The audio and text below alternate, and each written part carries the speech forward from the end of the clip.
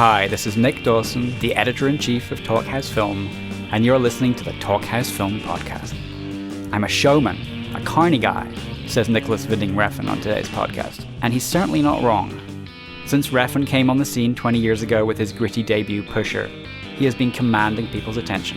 And since he went bankrupt in the mid-2000s and subsequently began to give audiences his true vision, without filter, without apology, he's hit a whole other level in films such as Bronson, Drive, and Only God Forgives. And he's not only a showman because he makes visually exciting, adrenaline-fueled movies that simmer with an undercurrent of violence, it's also that when he talks, he's effortlessly entertaining, somehow managing to be brash and thoughtful at the same time. The day before the release of his dark, stylish new movie, The Neon Demon, an LA-set horror movie about beauty starring Elle Fanning, Refn sat down with filmmaker and regular Talkhouse contributor Aaron Stewart-Ahn at Samsung 837 in New York City, a place that, like The Neon Demon, feels rather like the future. In addition to The Neon Demon and the future, Refn talked to Ahn about such diverse subjects as embracing narcissism, how overcoming dyslexia taught him to turn his weaknesses into strengths, the filmmaking advice he received from Elie Kazan, the near-spiritual experiences he had communing with master auteurs Alejandro Jodorowsky and Dario Argento, his time as a club kid in New York City in the 1980s, his surprising home viewing habits, and much more. Enjoy the show. Do you mind if I tell a story about when we met? Absolutely. So you got to understand, if you're just listening to this, Nick is a very, he dresses exceptionally well. And I'm totally sincere about this. He's very sharp looking and super cool. And you were at a video store in Brooklyn talking about a movie you loved, and I came on my lunch break from working in a bike shop, and I didn't get to see everything you were talking about, but we have a mutual friend, Beth Mickle, who's designed several movies for you. And we talked for a while, and I told you how I was co-writing this movie for Panos Cosmatos, and we got on the subject of his dad, and his dad is George Cosmatos, and I loved it. You instantly went into, you named every single movie he had ever directed, and when you got to Of Unknown Origin, you said it Of Unknown Origin. And I know that was a favorite movie of George Cosmatos. It's a great film, and also what was the Cassandra Crossing. Yeah. I actually have the vinyl soundtrack of the Cassandra Crossing in my collection somewhere. But that's when I was Nick is a giant movie nerd. You reminded me of the friends I worked with in a video store in my teens. I was wow, he's into really, really Well, also, Cosmatos directed Rambo. Yeah. Which is a First Blood Part fantastic 2. action movie, And I think his son, who is a friend of mine, and we're trying to make a movie together, I think he's an exceptional talent too. Oh, absolutely. I just recently saw that. Oh, you saw it? And yeah. also your soundtrack came out for that movie, Yeah. Beyond the Black Rainbow. Yeah, it's beautiful. So anyway, Nick is, even though he's really cool, he is an amazing movie nerd if you ever get to meet him. He knows his movies really well. And here we are, we're going to start talking about The Neon Demon, I hope. I think your movies have this really exquisite foreplay. Right, okay. So I don't know if you want, I don't know when I'm going to tell you what I thought of the movie, but I'm curious, Why don't we start with you? You really want to start with Absolutely. me? It's it's so much to start with. I fucking loved it. I saw it 2 nights ago at a screening for the LGBTQ community, hosted by a drag queen, so I didn't go to a press screening.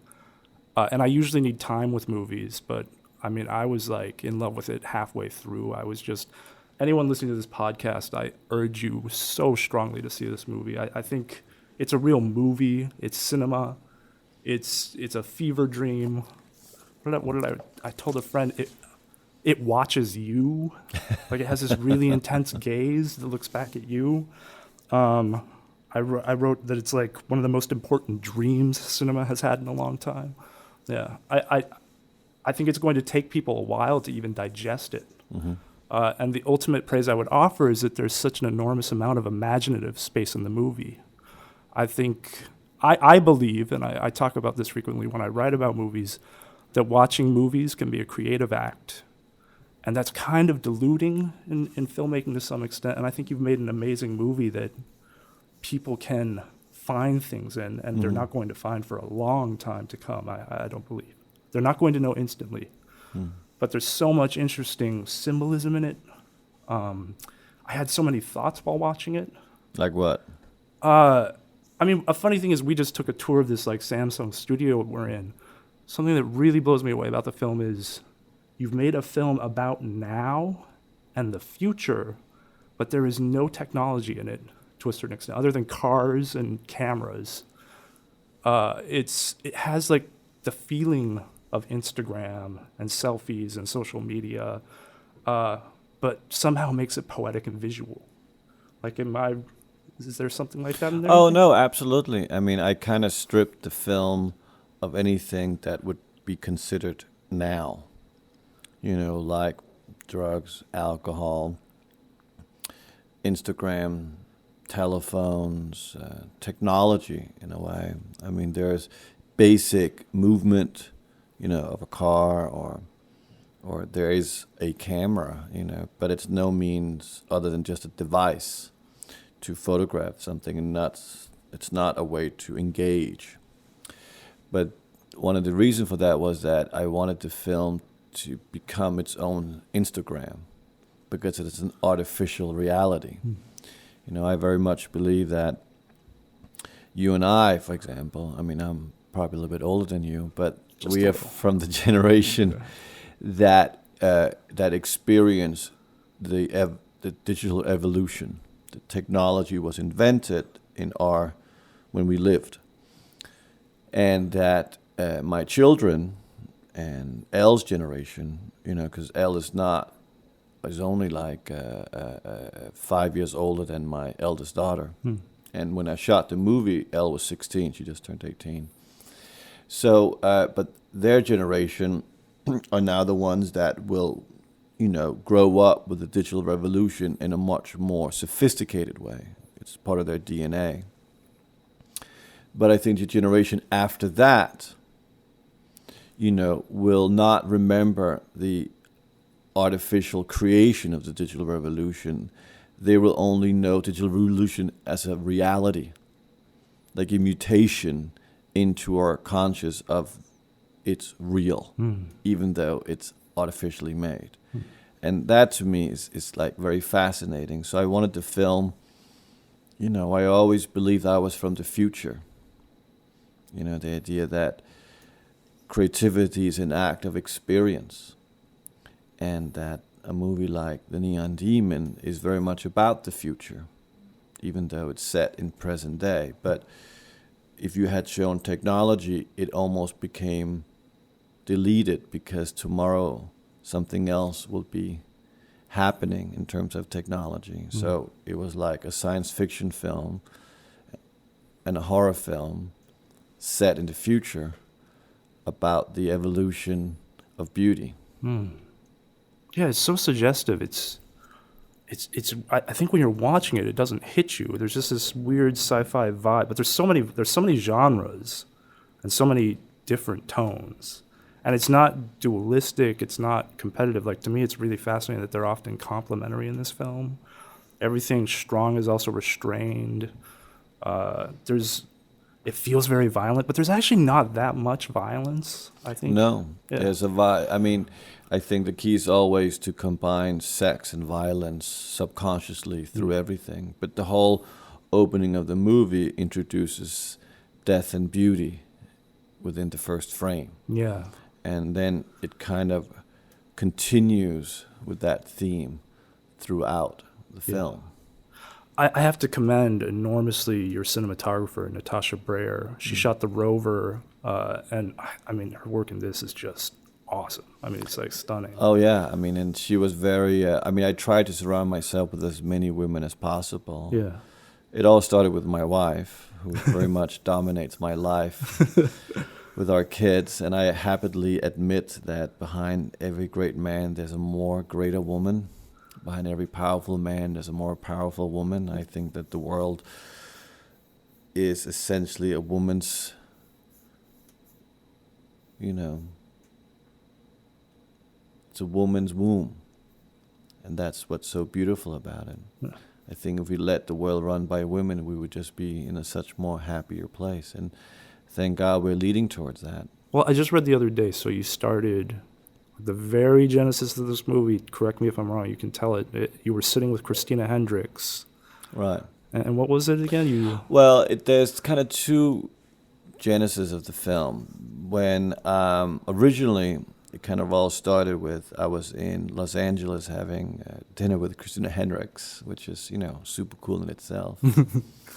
And we were talking a little bit about what I was going to do next, after Only God Forgives. And I said, well, I think I would like to do a horror film.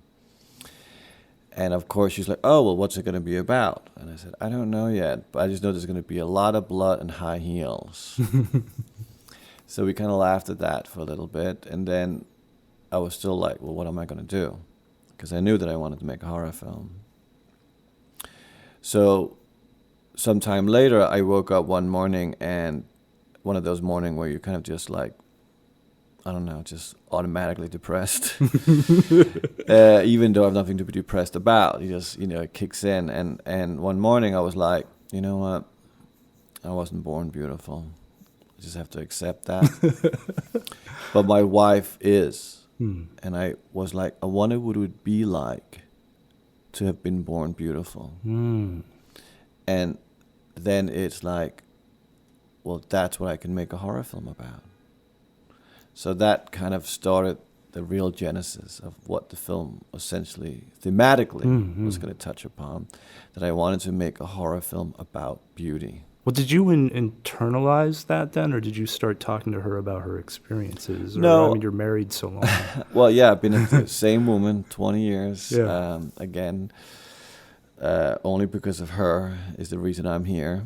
But no, I didn't really so much talk about it, but I began to fantasize a lot about what it would be like. I mean, I make films purely based on what I would like to see.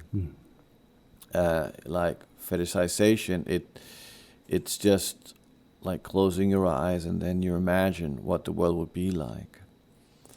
But I can also see how my children are using the digital revolution, going back to what we talked before, in a way that is so interesting, but they're also going into a world that is so unknown.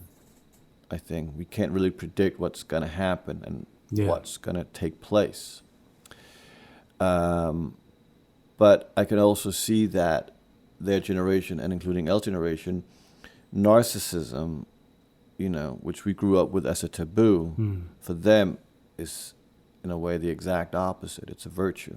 Or even acceptance. Voyeurism to some Voyeurism is encouraged. And I thought, wow, that's in a way really advanced of the human mind to have gone through that evolution.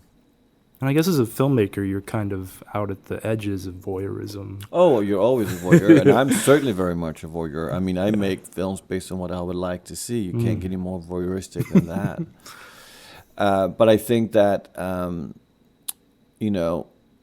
once I kind of had the combination of both my wife and my children, I was like, okay, I'm not just going to make a horror film about beauty. I want to make a teenage horror film about beauty, something that speaks to the younger generation, because I'm so much more interested in their world and how beauty will essentially affect their lives. Yeah. Because beauty, on one hand, can be, very shallow, very quickly. People dismiss it. But at the same time, it's probably one of the most complex subjects we can talk about, because it doesn't take very long for people to begin arguing. So it's something that's, in a way, very sensitive. Or they'll even dismiss if there's depth to it. Yeah. Because it's almost too difficult to essentially adjust, because beauty essentially says a lot about you as a person and how you view it. So I wanted to make something that was going to be for their future, a topic that I felt was important to embrace and really indulge in, not to criticize, not to have an opinion about that we know better, but more exploring it and seeing all the wonders of it, but also all the horrors of it. And we go along on the trip with you. Yeah. You're on the experience, pal. But is that what happens? Like, you come out to talk about the movie and you're kind of figuring out how people are reacting to it? when you do these press tours? Oh, very much. I mean, I very much enjoy seeing how people experience and talking with people like yourself who, go from purely an instinct of what did it do to me. I believe that good and bad has no meaning in creativity. I don't believe that you can essentially define good or bad in creativity. I think that's an artificial invention to control it. What I do believe is that creativity is like the essence of it. Yeah. Is reaction. Right. And reaction means it plants a thought, and a thought means engagement. Engagement means evolution. Whether you like it or not to me is almost like, that's your Chinese dinner. It's like, this is so much more interesting. And, for me at least, I believe very much in the future of technology in the sense that the ecosystem of our industry, of our entertainment industry, when we talk film as the mass media that it has become, has really been defined in a purely controlled financial playing field, where there's so much money to be made, and wonderful money. I love money, and I love what they do. Yeah. But in terms of creativity, it no longer challenges the same way as the orientation of art, because it's become a well-induced stock that just knows how to produce and consume. And the more it can consume, the more financial gain there is, the more that it will turn around. But in terms of the essence of its origin, which is creativity, has begun, and now is stagnating. Yeah. But what's beautiful is that every time that there is a stagnation, something new is invented. A new beginning appears. And with this, we had the digital revolution, which you and I were introduced to. And now it's really starting to create a canvas. Yeah. A whole new canvas, a whole new ecosystem, where the rules of the past ecosystem, the conventions of control, elitist groups making it, distributing it, whose opinions matter, who says what is good or bad, don't really apply in the same way. On the contrary, it's completely different, because in the digital revolution, everything is accessible, everything is productible, everything is up for opinions. There is an audience for everything. There's no control. And I believe that the future is not so much about what you do, it's more about what you stand for. Right. And where you really go back to the original ideas of cinema being an image and music, and that it was an experience. It was meant as to travel into an odyssey. And I think that's what's happening now, is that we are now in transition of film, or cinema as we can call it, because it's no longer film, going back to the origin of being a true experience. And I think that's wonderful. It will coexist with what's going on now in Hollywood, but where Hollywood has stagnated into this perfect stock, the digital revolution has evolved it into the future. Yeah. And that's why I always believe that I'm from the future, because for me, it goes back to everything I've always made. It's about an experience. I'm sort of fascinated that movies that are purely cinematic have become so challenging in some ways. Like a really great anecdote I have about this, there's this collective of filmmakers in England called Shinola, and one of them decided to drop acid and go watch Attack of the Clones, the second Star Wars prequel. And he was watching the movie and nothing was happening. Like the acid wasn't working at all. He got up and went to the bathroom halfway through the movie and realized he was tripping really heavily. Came back into the theater and it nullified again. And he has this theory the movie's so busy visually and everything's so sharp and in focus and all the effects are imagined for you there was no room for psychedelics to explore in his imagination. Those imagination. Oh, right. That's interesting. I haven't seen the movie. I haven't done acid, so it's difficult for me to relate to that. But I haven't either, but I do like I feel there's a great gift in movies that they can be something that you go to and you supply, you know, something to, like, there's no good or bad. There's you just trying to wonder what you've experienced. oh yeah, and I think that's what's we're seeing the beginning of again. I mean, I'm very optimistic about the future. Yeah, which is great to hear. Yeah. Well, because you have to, both because, you know, being a parent, you have to be optimistic, but also I generally do believe that we're entering into a world of so many new possibilities.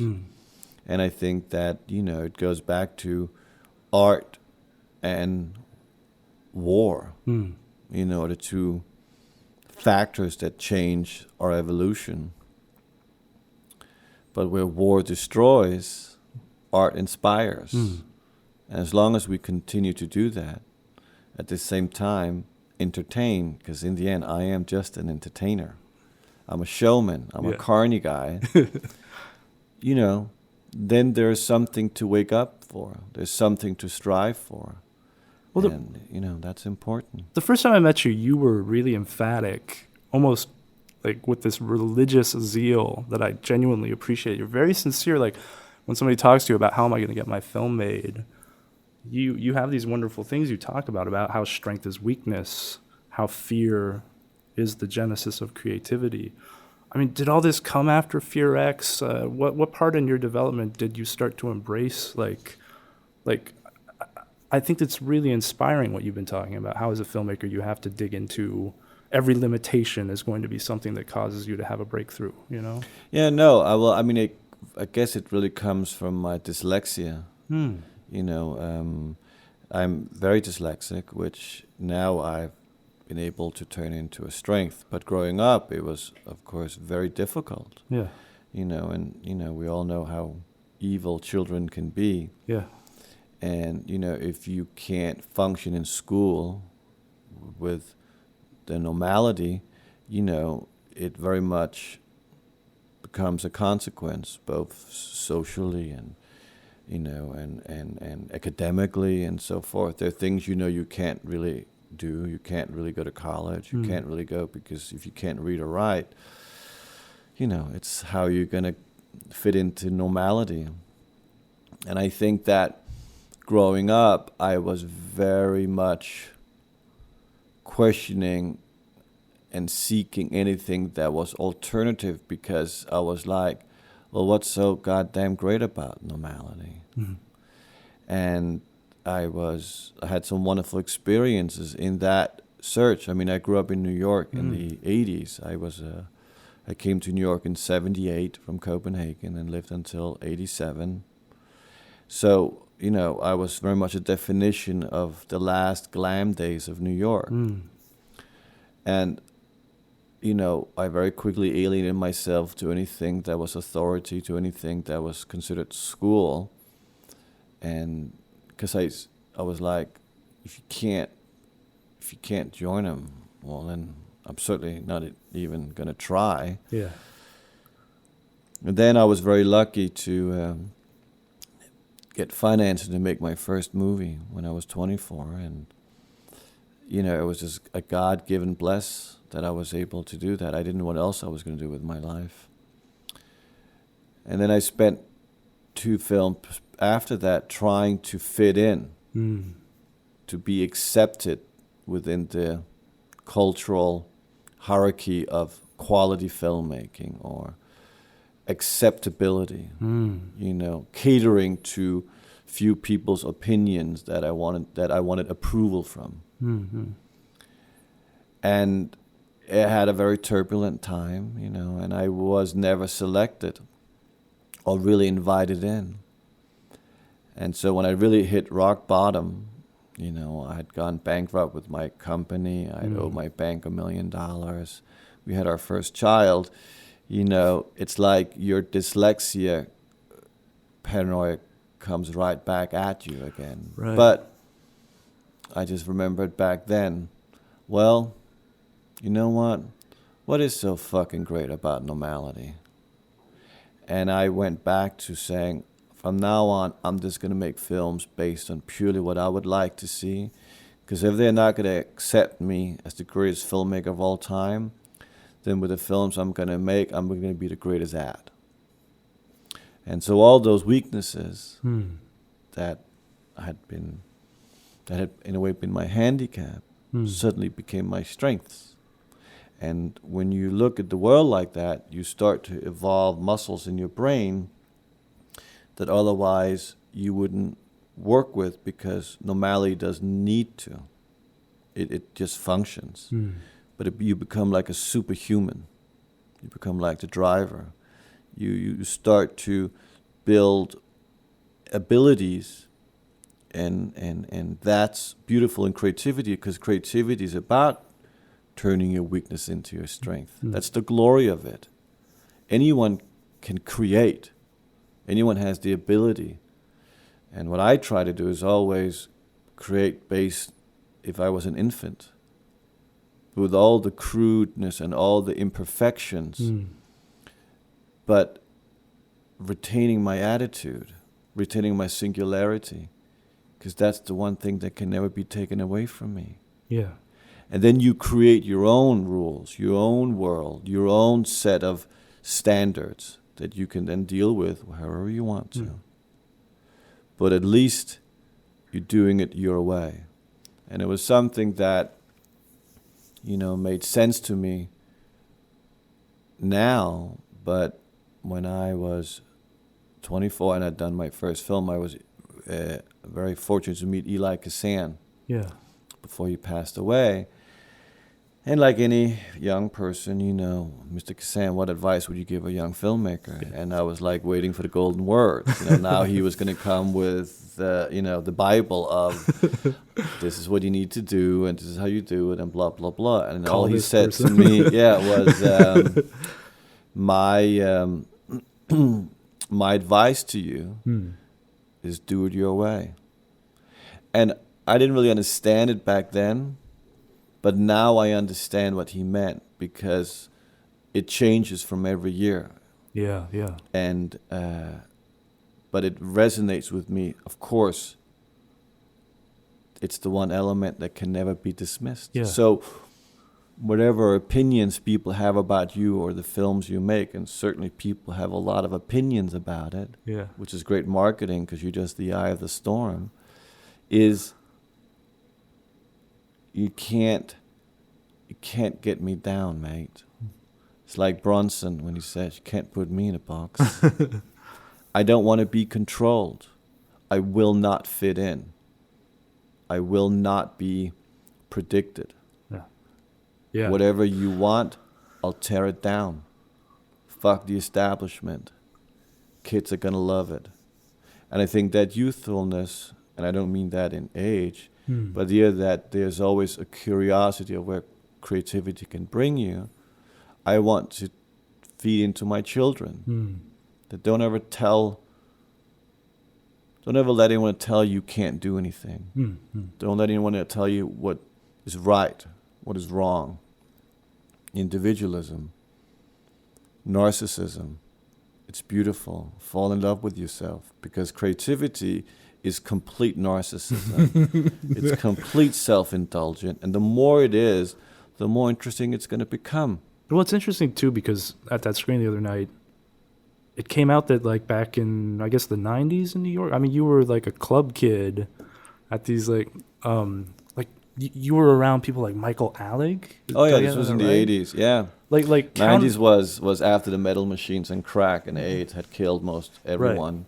But yeah, no, I was very fortunate to have the last wave of the great club life of New York, and so I was like 15, hanging out at. God, we went to a lot of Danceteria. Save the Robots, which back then was an illegal club before it got legal and boring. Yeah. We went to the Mike Todd room. I remember when Nels came out, like that whole shift. I mean, that was a wonderful way into, I met Andy Warhol when I was 15. And wow. Like this pursuit of counterculture, it's been like this running thread. I mean, to me, even Jodorowsky, did you just seek him out personally? Because people forget now that Jodorowsky, like, those films were unavailable. Well, he created the counterculture. Yeah, and In a so way. like it seems that you found him and sought him out and became friends with him during a period where he was really just known for comics in Europe. Like, did you just personally hunt him down, or? No, we were very. I was very fortunate. I say we, and I said I. This is how megalomaniac I am. We were very fortunate.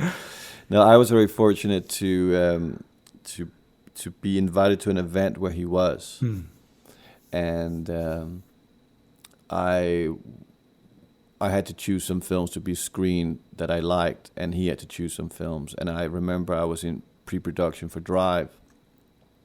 2 weeks before we were supposed to start shooting, and I had sent a list of films to France or in Paris where this event was taking place, and then I got a call from Paris saying, well, Mr. Jodorowsky has also, submitted his list of films that he would like to be screened. And I was like, oh boy, something about we chose the same movies, or I have to do something different and whatever. They go, no, it's not that. He's only chosen your movies. And I remember that was the first time I was. There's been 2 times in my life where I've been very moved. Yeah, I was gonna say. By the other one I will tell after, but so I was like, oh my God, do you think I can meet him? Yeah. And the event people said, sure. I mean, he will be happy to see you in Paris. So I went to the production of Drive and said, oh guys, I'm going to Paris tomorrow. I'll be back in a couple of days. Just keep the motor running. It's like a spiritual quest at that It was, point, because then I flew all the way to Paris and had dinner with him. And we talked a lot about, creativity. And I had my first tarot reading with him that I have now become a standard analysis of my life. Growing up, Denmark, New York, did you have any religion? No, whatsoever? Yeah, it was the state is religion. Yeah. And then I moved to America, and it was under the Reagan years, so dollar was religion. But so I became very good friends with Jodorowsky. He christened me as his spiritual son. Yeah. And have now, I just spoke to him 2 days ago. And while I was making Neon Demon, I would get a tarot reading every weekend. Wow. By him. And that was genuinely adjusting the film? I mean, you shoot chronologically. Yeah, it was helping me sometimes to remind myself that as instinctually as I make it is the right approach. Because I force myself creatively in positions when I make films where everything has to be in chronologically. Yeah. I write it in chronologically order. I prep it in chronologically order. I shoot it in chronologically order. I edit it in chronologically order. And all those processes always continues to evolve. So even though I know where I want to get to, I don't know how I'm going to get there. But that's what's exciting, because that to me is when you're alive. Yeah. I am much more interested in the creative process rather than the result. The result to me is all about ego and vanity. And I've been through that road when I was younger, and it did not end well. And to me, I'm like, I just love to be alive. Yeah. I love life, and I love my children. I love my wife. I have not known any other women, so I guess that's maybe why. But I love the creative process. I love the act of creativity, and I force myself to approach everything as instinctually as I possibly can. But it does feel like you love your cast in this movie, primarily women, your cinematographer, your co-writers. Like there seems to be like, Oh yeah, but I mean it was all women, and I love women. I'm not a guy. I don't like guys. You get like sausage party sort of. I know what that is. Oh, it's when only guys are around. Oh, right. Sounds like horrible. Yeah. No, I'm completely infatuated by women, and I think the womb. I think the most beautiful image in the world is the vagina. Yeah. Have you noticed a different response to this movie from women as opposed to men? Yeah. All the men always come up with a quote-unquote correctness, and all the women are much more radical and into it. Yeah. Which is interesting, because the film is about women in a world where men don't really belong. Yeah. It's a film that really focuses on women and the world of women. Yeah. Where men have no meaning. Yeah, the men are almost like just sort of... They're props. Yeah. and or studs who were not even studs. They're more like devices. They're just tell animals. the story. The joke me and Elle had was always the guys in Neon Demon are the girlfriends of other movies. They're just there as a plot device. But halfway the film, I always said we're going to venture into what's beyond feminism. And with Elle, there was just a perfect ride, and she was the only one that I wanted for the film. So the agenda was get Elle Fanning. Yeah. And I was very fortunate that she wanted to do it. But when I met her, I said, look, I'll be honest, I have fantasies about being a 16-year-old girl. I would love to live that through you. She was like, okay, she's down. I was like, all right. And again, I would like to make a horror film about beauty, because I think it's a subject that we have to really understand. Yeah. Because it's so complex. And she said, I agree with you. And she goes, oddly enough, my goal is to make a movie about beauty for my generation. Wow. She happens to be 16. So it was like a true connection. We very quickly bonded in a much more, because I had been working on this film and I was impressed, but I hadn't really cracked the DNA of it. And I ended by our meeting, after we agreed that we would work. Yeah. But I had to find a way to kind of round it all so I can say, well, this is what the film is about. Yeah. And I asked her, but tell me one thing, Elle Fanning, do you consider yourself beautiful? And I think she was, taken back, and she giggled a little. And I said, no, I'm serious. Do you consider yourself beautiful? And she just looked at me and she said, yes. And that, to me, is when I found the movie. 8 weeks later, we were shooting, Natasha and me, Elle. And it's like everything else I'd worked on kind of was erased. Yeah. And it all led back to this thing about my wife having been born beautiful. And now I was with this beautiful 16-year-old girl who basically embraced narcissism as a virtue. And I know we were on for quite an experience of horror and science fiction. So you said there was one other moment that was as moving as the time as Jodorowsky chose your movies. What was that? Well, not to sound like a complete asshole, but it was in Milan this year. There was a program on Sky about my films, Sky Cinema. Yeah. And I was being interviewed in front of an audience, and then they had a surprise guest, and that was Dario Argento, wow. who came up and had to sit next to me, and then he would spend, a long time of the event talking about my films. Yeah. And that was the second time I was like, holy, I'm going to cry now.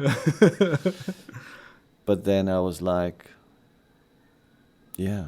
You did tell me a few years ago it's harder for you to get out to a cinema because you have kids. But what are you watching? Is there anything you've seen by young people that's really excited you? Well, I loved It Follows. Yeah. I thought that was an amazing film. I absolutely liked it. And I actually really liked that Michael Bay movie where we were there in 13 Libya. Hours? Yeah. It's tremendous filmmaking. I have a lot of admiration for Michael Bay. I think he's like one of the best directors around, and I think he's very, very, very good at what he does. Yeah. I've never met him, but I love what he does. My eldest, who's turned 13, has discovered Friends. The TV series, yeah. So the show. So we watch a lot don't Friends.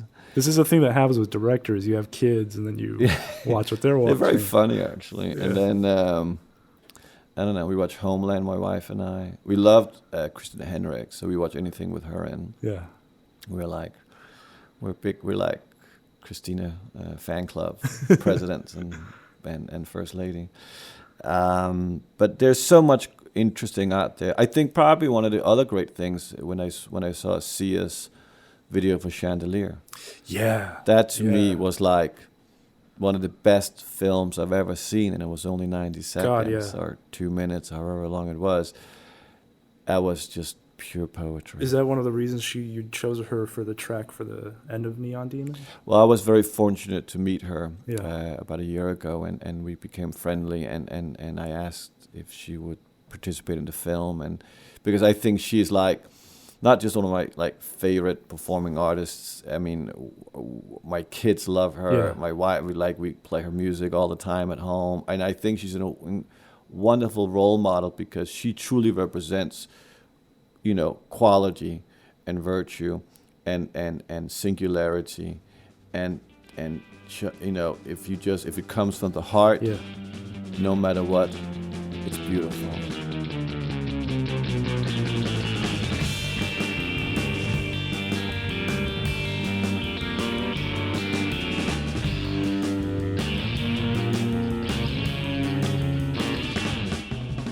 This is Nick Dawson from Talkhouse Film, and you've been listening to Aaron Stewart-Ahn and Nicolas Refn on the Talkhouse Film podcast. This episode was engineered and edited by Talkhouse podcast producer Elia Einhorn. Thanks to Giant Step for coordination. For more filmmakers talking film and TV, visit thetalkhouse.com/film. Subscribe to Talkhouse Film and Talkhouse Music podcast on iTunes, where you can find all our previous episodes. And while you're there, please rate and review if you can.